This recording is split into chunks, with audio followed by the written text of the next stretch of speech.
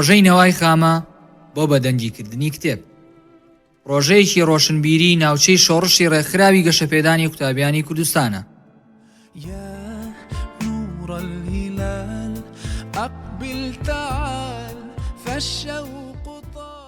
بابەتی ئەم جارەمان تەفسیری سوورەتی ئەددوخانە لە پرۆژەی بەهاری دڵان.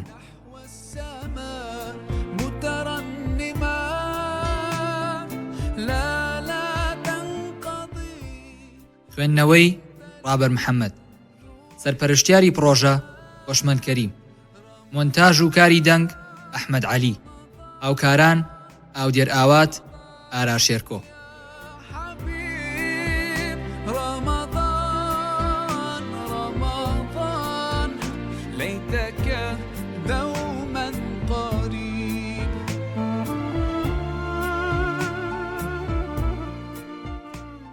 سوورەتی دوخان سوورەتێکی مەکیە و 59 ئاەتە. ئەم سوورەتە باسی خوا بە یەکزانین و پەیامەکەی پەیامبەر و زیندووبوونەوە دەکات. لە سەرەتاوە باسێکی گەورەی قورئان و پیرۆزی ئەو شەوە دەکات کە قورئانی تێدا هاتوۆتە خوار. اینجا هەڵوێستی هاوبەشدانەرەکان سەبارەت بە قورئان ڕوون دەکاتەوە، پاشان بە سەرهاتەکەی فیرعەون و گەلەکەی بۆ وێرانبوونی ئەو هەموو باخ و سەوزاییەیان ڕادەگەیەنێت. کۆتاییەکەشی بە باسی ڕێوشوێن و چارەنووسی چاکەکاران و خراپەکاران دێت. جا بەم شێوەیە دەست پێ دەکات.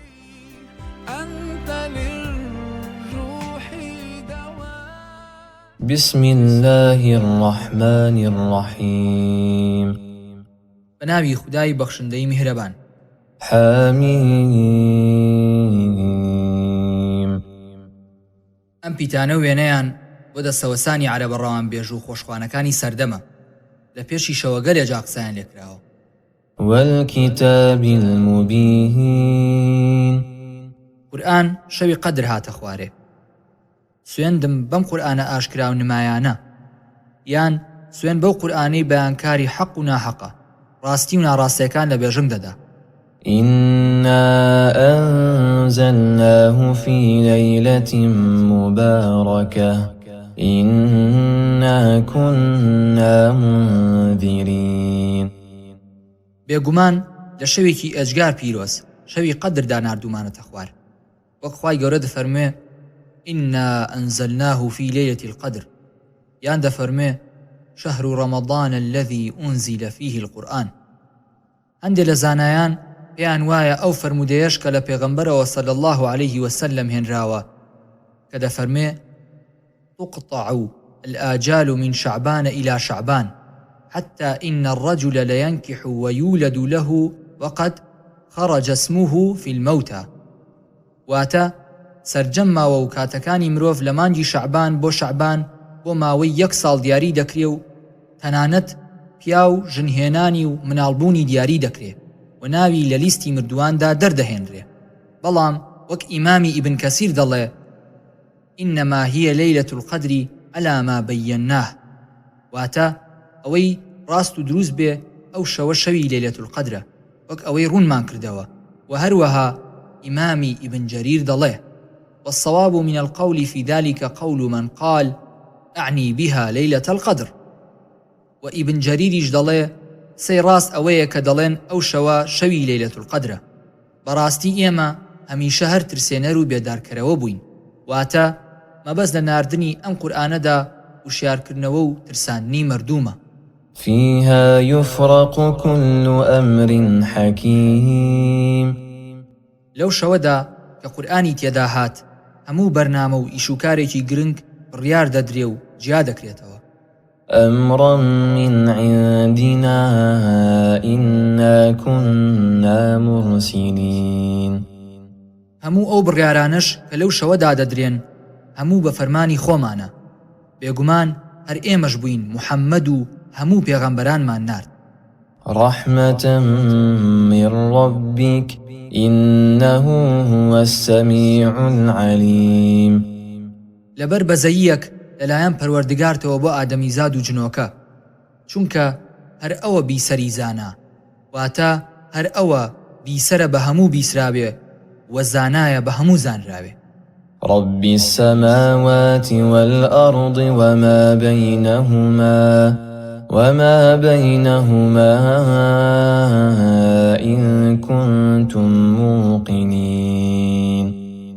پەروەردگاری ئاسمانەکان و زەوی و ئەو شتانەیە لە نێوانیاندایە ئەگەر ئێوە یەقینتان ببێ دە یەقینتان ببێ کە محەممەد پێغەمبەری خوایە. لا إله إلا هو يحيي ويميت ربكم ورب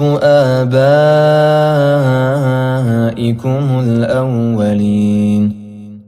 جگە لەو هیچ پەرستراوێکی حەق نییە کە ژیان دەدا و دەمرێنێ، مردن و ژیان بەدەستی ئەوە، پەروەردگاری ئێوە و پەروەردگاری باوانی پێشینانیشتانە، واتە هەر ئەوە کاروبارتان بەڕێوە دەبات، دەبێت تەنها هەر ملکەشی ئەویش بن. بل هم في شك يلعبون.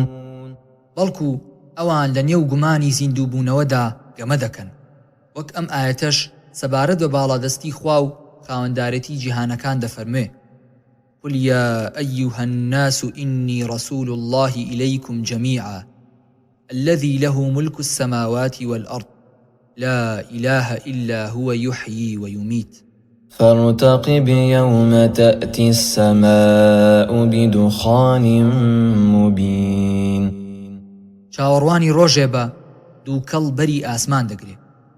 چاوەڕوانی ڕۆژێک بە ئەی محەممەد کە ئاسمان بە ئاشکرا دووکەڵێکی لێ پەیدا دەبێت. لە دەرەنجامیدا گرانی و قات و قڕیەک سەر لە قوڕیش هەڵدەدا و برسێتیەکی ترسناکدایان دەگرێ و لەبەر برسێتی یەکتر نابینن و ئاسمانیش وەک چڕە دووکەڵ دێتە پێش چاویان. دیارە ئەوەیش قاری خودایە، بە تایبەت کە پەیامبەر صلی الله عليه وسلم دوعای لە قوڕیش کرد و فەرمووی: اللهم اشدد وطأتك على مضر وجعلها عليهم سنين كسن يوسف. واتە خوایە گرانی و قات و قڕیەکی وایان بەسەردا بدا هەر وەک گرانیەکەی ساڵەکانی سەردەمی یوسف. ئەم تەفسیرە کە تەفسیری یەومە تەئتی السەماء بدوخان مبینمان پێکرد، ڕاوبۆچوونی تەبەری و زۆرێک لە ڕاوەکارانی قورئان بوو.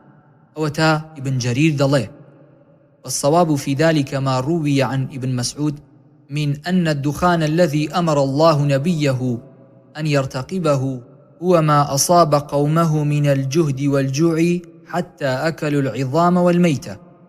واتا وتي راست لو بوچون رايدا أويك ابن مسعود والرواية كرا كما بس بدخان أو هرشيبو كخدا فرماني كربة پیغمبر قريشي بي آگادار بكات كخدا توشي ناراحتي وبرسيتي جان دكات تنانت اسكو مردار وبو دخون. بەڵام ابن عباس خوالي رازي بيت دەڵێت ما بەس بە دووخانەکە ئەو دووکەڵەیە کە نیشانەیەکە لە نیشانەکانی هاتنی قیامەت. ئیبن کەثیریش ئەمەی پەسەند کردووە و دەڵێت هەرچەندێش گونجێ ئەوەی یەکەم بێت. يغشى الناس هذا عذاب أليم. دووکەڵەکە هەموو خەڵکی مەککە دەگرێتەوە، هەر کە بینیشیان دەڵێن ئەمە سزایەکی ئێشپێگەیەنەرە. ربنا اكشف عنا العذاب إنا مؤمنون. لەبەر ناچاری هاواریان لێ بەرز دەبێتەوە و دەڵێن ئەی پەروەردگاری ئێمە ئەم سزایەمان لەسەر لا ببە، بێگومان ئێمە باوەڕ دێنین. أنى لهم الذكرى وقد جاءهم رسول مبين. جا تازە لەکوێ یان چۆن بڕواهێنانی ناچاری سوودیان پێدەگەێنێت، خۆ بەڕاستی پەیامبەرێکی ئاشکرایان بۆ هات پێش سزاکە، بڕوایشیان نەهێنا. ثم تولوا عنه وقالوا معلم مجنون. پاشان لە باتی بڕواهێنان ڕویان لێ وەرگێڕا وتیان ئەو محەممەدە فێرکراوێکی شەتە، جاگەلێک بۆ چوونی ئاوابێ ئیتر چۆن ئامۆژگاری وەردەگرێت، بۆیە شایستەی ئەو سزایە بوون. إنا كاشف العذاب قليلا إنكم عائدون. جگەلەوە ئێوە زۆر سپڵە و بێوەفایشن، چونکە بەڕاستی ئێمە هەر کەمێک سزاکەتان لەسەر لا ببین خێرا دەچنەوە سەرکاری خۆتان، واتە هیچ کات دانامەزێن و عیبرەت وەرناگرن. يوم نبطش البطشة الكبرى إنا منتقمون. ئەو ڕۆژەیان وە بیربێنە کە بە توندی هەڵمەتی گەورەی خۆمان دەبین. بەڕاستیش ئێمە لە ڕۆژی دوایی یان لە ڕۆژی بەدردا تۆڵە سێنەرین. جا ئەو کاتە ئیتر بێ پشت و پەنا دەمێننەوە و هیچ کەسێکیان نییە سزایان لەسەر لا ببات. جا ئەگەر مەبەست بەو دووکەڵە ئەو دووکەڵە بێ یەکێکە لە نیشانەکانی هاتنی قیامەت وەک ئیبن عەباس ڕای وایە، یان مەبەست ئەو گرانی و ناڕەحەتیە بێ وەک تەبەری دەڵێ بەری ئاسمانی لێگرتن، ئەوە عەبدوڵڵای کوڕی مەسعود خوای لێ ڕازی بێ دەڵێ: مضى 5 الدخان والروم والقمر والبطشة واللزام. واتە هەر پێنج شتەکە بە دووکەڵەکەشەوە تێپەڕین، بەڵام هەندێکی دیکە دەڵێن هێمان دووکەڵەکە ڕووی نەداوە، وەک ئیمامی موسلیم هێناوێتی: إنها لن تقوم حتى ترون قبلها 10 آيات، فذكر الدخان والدجال والدابة وطلوع الشمس من مغربها ونزول عيسى بن مريم عليه السلام ويأجوج ومأجوج و3 خسوف، خسف بالمشرق وخسف بالمغرب وخسف بجزيرة العرب، وآخر ذلك نار تخرج من اليمن تطرد الناس إلى محشرهم.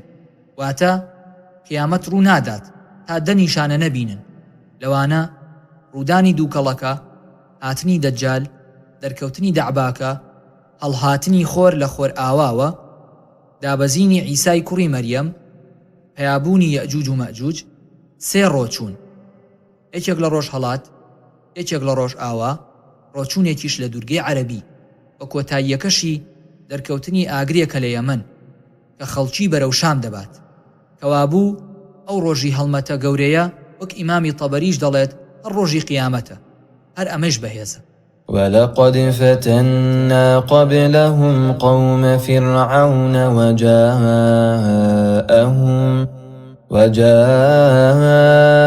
وجاءهم رسول كريم. تاقیکردنەوەی قەومەکەی فیرعون و دەرەنجامیان و بە حەقیقەت لە پێشیانەوە، واتە لە پێش قوڕەیشەوە گەلی فیرعونمان تاقی کردەوە و پەیامبەرێکی بەڕێز و گەورەی وەکو موسایان هاتەلا: أن أدوا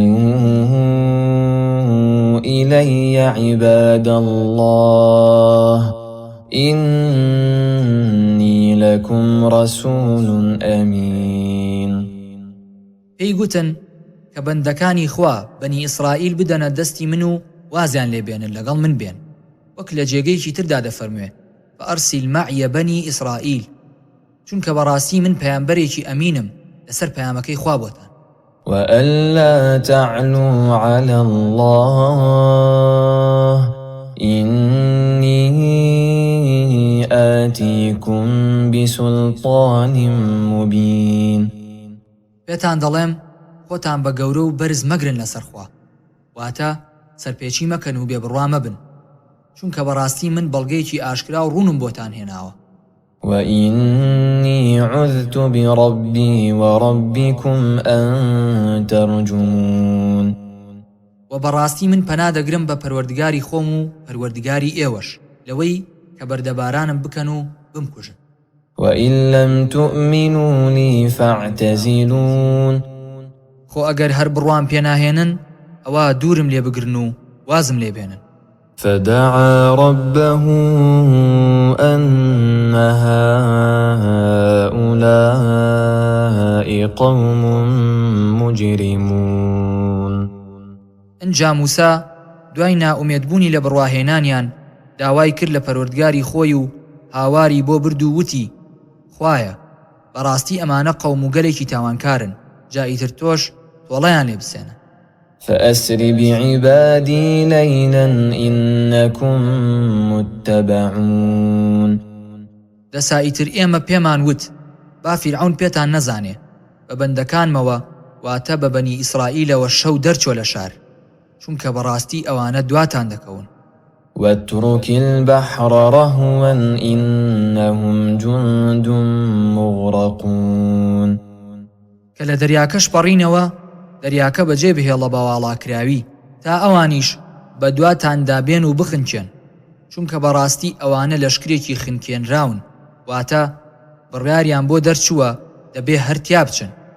جا کاتێ موسا پەڕیەوە و ویستی بەداردەستەکەی شوێنەکەی خۆی کوێر بکاتەوە لە ترسی فیرعەوندا، خوا فەرمووی وازی لێبێنە با بێن بە دواتاندا. دیارە چوون و خنکان. كم تركوا من جنات وعيون ئەوانە بەجێیان هێشت لە دوای خۆیان باخ و کانیاوێکی زۆر، وزروع ومقام كريم وە کشت و کاڵ و جێگا و شوێنی جوان، ونعمة كانوا فيها فاكهين و ناز و نیعمەت و بەهرەیەک کە بە خۆشی گوزارانیان تیادا دەکرد. كذلك وأورثناها قوما آخرين ئاوا و بەو شێوەیە لەوانمان سەندەوە و ئەو هەموو سەرمایە و دەسەڵاتەی فیرعەونمان کردە میراتی گەلێکی تر و نەوەکانی یعقوبمان کردە جێنشین. فما بكت عليهم السماء والأرض وما كانوا منظرين جا ئاسمان و زەوی شین و زاری نەکردن. ئەڵبەتە لە ناو عەرەبەکاندا باو بۆ وتویانە بەکەت عەلەیهیم السەماء والأرض. سەعیدی کوڕی جوبەیر دەڵێ پیاوێک لە ئیبن عەباسی پرسی مانای ئایەتی فەما بەکەت عەلەیهیم السەماء والأرض چییە؟ جا بۆ ئاسمان و زەوی بۆ کەس دەگری؟ وتی بەڵێ، چونکە هەموو کەسێ لە ئاسماندا دەرگایەکی خۆی هەیە، لەو دەرگایەوە ڕزق و نیعمەتی بۆ دێ، هەر لەوێشەوە کار و کردەوەکانی بەرز دەبنەوە. جا کاتێ مرد ئەو دەرگایەی دادەخرێ و ئیتر ئەویش بۆی دەگری، و هەر کات لەو جێگەیە بڕاکە لە زەویدا سوجدەی تێدا بردووە، ئیتر زەویش یادی دەکا و بۆی دەگری. بەڵام قەوم و هۆزەکەی فیرعەون چونکە سوجدەیان نەبردوو کردەوەی چاکیان نەبوو، ئاسمان و زەوی نەگریان بۆیان و بۆیان بەداخ نەبوون، و ساتێکیش مۆڵەت نەدران و دوان نەخران بۆ کاتێکی تر، بەڵکو بە پەلە سزادران. ولقد نجينا بني إسرائيل من العذاب المهين بێگومان نەوەکانی یعقوبمان لە سزای چەوسێنەر ڕزگار کرد. من فرعون إنه كان عاليا من المسرفين لە چنگی فیرعەونێ کە داعیە باز بوو لە زەیدەڕۆییدا، واتە تۆیش ئەی موحەممەد گەلەکەت دڵخۆش بکە کە ڕزگاریان دەکەم لە زەبر و زۆری زۆرداران ئەگەر بڕوای ڕاستەقینەیان هەبێت. ولقد اخترناهم على علم على العالمين سوێن دەخۆم، بێگومان لە ڕووی زانیاریەوە ئەوانمان هەڵبژارد و ڕێزی ئەوانماندا بەسەر هەموو جیهانی سەردەمی خۆیاندا، بە ناردنی پێغەمبەران لە ناویاندا و پێدانی کتێب پێیان. وآتيناهم من الآيات ما فيه بلاء مبين و چەندە ئاەت و بەڵگەی گرنگی خۆمانمان پێدان کە تاقیکردنەوەیەکی ئاشکرا و ڕوونیان تێدا بوو بۆیان. جا ئایا پەیڕەویان کرد؟ إن هؤلاء ليقولون قڕەیش دەڵێن مردوو زینوو نابێتەوە.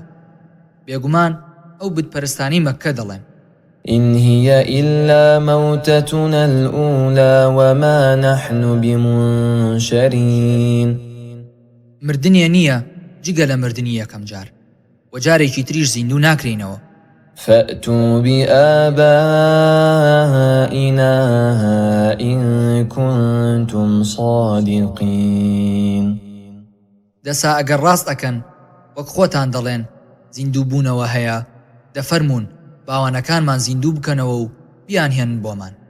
أهم خير أم قوم تبع والذين من قبلهم أهلكناهم إنهم كانوا مجرمين ئایا قوڕەیش چاکترن یا گەلەکەی توبع پاشای یەمەن و ئەوانەی لە پێشیانەوە ژیاون؟ بتپەرستانی هۆزەکەت لەوان بەهێزتر نەبوون، ئەوە تا ئەوانمان بەو هەموو دەسەڵات و توانایەوە لە ناو برد، چونکە بەڕاستی کۆمەڵێکی تاوانبار بوون، دەی پەندیان لێوەرگرن. مێژونووسان دەڵێن ئەم توبعە 326 ساڵ پاشایەتی قەوم و هۆزەکەی خۆی کردووە، و لە نێو هۆزەکەی خۆیدا هۆزی حیمەر لەو قەد و باڵا بەرزتر نەبووە، حوصد ساڵ پێش لە دایکبوونی پێغەمبەرمان محەممەد مردووە. ابن عباس دەڵێ پێغەمبەر صلى الله عليه وسلم فەرمووی لا تسبوا تبعا فإنه قد أسلم، واتا جنێو بە توبع مەدەن چونکە توبع مسلمان بوو.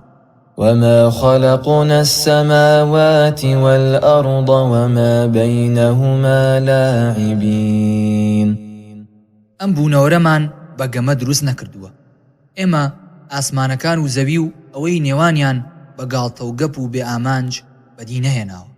ما خلقناهما إلا بالحق ولكن أكثرهم لا يعلمون.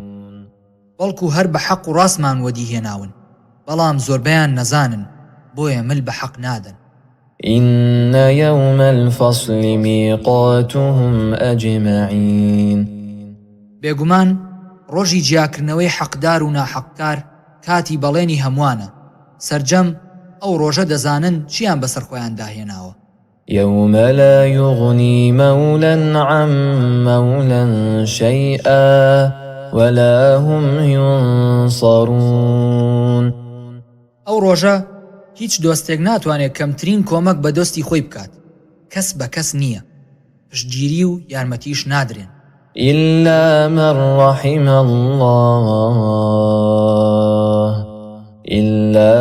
رحم الله إنه هو العزيز الرحيم. بەڵام کەسێک خوا ڕەحمی پێکرد بێ لە ئەهلی ئیمان یارمەتی دەدرێ، چونکە بەڕاستی هەر ئەو ئەڵڵایە دەسەڵاتداری میهرەبان و دڵاوایە. ئیبن عەباس خوا لێ ڕازی بێ دەڵێ پەیامبەران و فریشتەکان لە ڕۆژی قیامەتدا بۆ مرۆڤی مسلمان تکا دەکەن. إن شجرة الزقوم طعام الأثيم. ژیانی تاوانباران لە ڕۆژی دواییدا. بێگومان داری ژەقنەموت کە دارێکی بەرتاڵە خۆراکی تاوانکارە، واتە مرۆڤی کافرە، چونکە مەبەست بە ئەثیم مرۆڤی کافرە، وەکو لە ئاەتەکانی پاش و پێشی خۆیەوە دەردەکەوێت. كالمهل يغلي في البطون. هەروەک مسی تواوە لە سکی گوناهباراندا جۆش دەخوا و دەکوڵێ. كغلي الحميم. وەک چۆن ئاوی کوڵ بە کوڵ دێتە جۆش، هەر کات دۆزەخیەکان برسیان بوو بەری ئەو درەختەیان دەدرێتێ و لە سکیاندا وەک ئاوی گەرم دەکوڵێ. خذوه فاعتلوه إلى سواء الجحيم. اینجا دەوترێ ئادەی ئەو بێباوەڕە گوناهکارە بگرن و پێشی سەری بگرن ڕایکێشن بۆ ناوەڕاستی دۆزەخ. ثم صبوا فوق رأسه من عذاب الحميم. پاشان هەر لەو ئاوە ئێجگار گەرمە بکەن بەسەریدا. ذق إنك أنت العزيز الكريم. پێی دەوترێ دەبچێژە ئەو سزایە، چونکە بەڕاستی تۆ دەسەڵاتدار و پیاوماقوڵ و بەڕێز بووی لە ناو هۆز و گرۆکەتدا یان بەلای خۆتەوە. إن هذا ما كنتم به تمترون. پێیان دەوترێ بەڕاستی ئەمە ئەو دۆزەخەیە کە ئێوە لێی دوو دڵ بوون. إن المتقين في مقام أمين. سەیران و سەفای پارێزکاران لە بەهەشدا. بێگومان پارێزکاران لە جێگایەکی هێمن و ئاسایشدان. في جنات وعيون. لەناو چەندان باخ و سەرچاوەدان. يلبسون من سندس وإستبرق متقابلين. لە ئاوریشم و حەریری ناسک و ئەستور لەبەر دەکەن، هەموو بەرامبەر یەکن لە کۆڕی دانیشتنەکانیاندا. كذلك وزوجناهم بحور عين. هەروە وەسفمان کرد بۆت، هاوجوتمان کردوون بە ژنانێکی سپی چاو گەورە. يدعون فيها بكل فاكهة آمنين. لەو بەهەشتانەدا هەر جۆرە میوەیەک حەزی لێ بکەن داوای دەکەن بێترز لە مردن و لە هەر شتێکی تر. لا يذوقون فيها الموت إلا الموتة الأولى ووقاهم عذاب الجحيم مەرگی یەکەم کە لە دنیادا چەشتیان ئیتر هیچ مردنێکی تر ناچێژن. پێغەمبەر صلی الله عليه وسلم دەفەرمێ: جيء بالموت حتى يجعل بين الجنة والنار ثم يذبح ثم ينادي مناد يا أهل الجنة لا موت ويا أهل النار لا موت. واتە مردن دەهێنرێ و لە نێوان بەهەشت و دۆزەخدا ڕادەگیرێ و پاشان سەردەبڕدرێ، لە پاشان بە هەردوو لا دەگوترێ ئیتر قەت نامرن و هەتایە ئەوە ژیانتانە. جابر خوای لێ ڕازی بێ دەڵێ لە پێغەمبەریان پرسی ئایا بەهشتیەکان دەخەون؟ فەرمووی: النوم أخو الموت وأهل الجنة لا ينامون. واتە خەو برای مردنە، بەڵام بەهشتی قەت ناخەون، لە سزای دۆزەخیش ئاراستوونی. فضلا من ربك ذلك هو الفوز العظيم. ئەمەیش زیادە ڕێزێکە لەلایەن پەروەردگارتەوە، ئەوەشە سەرکەوتنە گەورەکە. فإنما يسرناه بلسانك لعلهم يتذكرون. جا ئێمە ئەو قورئانەمان بە زمانی تۆ بۆ خوێندنەوە ئاسان کرد، بەشک و ئامۆژگاری وەربگرن. فارتقب إنهم مرتقبون. دەسا تۆ چاوەڕوانی بەڵێنەکانی خوا بە، بەڕاستی ئەوانیش چاوەڕوانی تیاچوونی تۆن، دەرەنجامیش هەموو دەزانن کێ سەرکەوتوو دەبێ. ئەم هەڕەشەیە بۆ دووپاتکردنەوەی لە پشتیوانیکردنی خوا لە پێغەمبەر و ڕوادارەکە.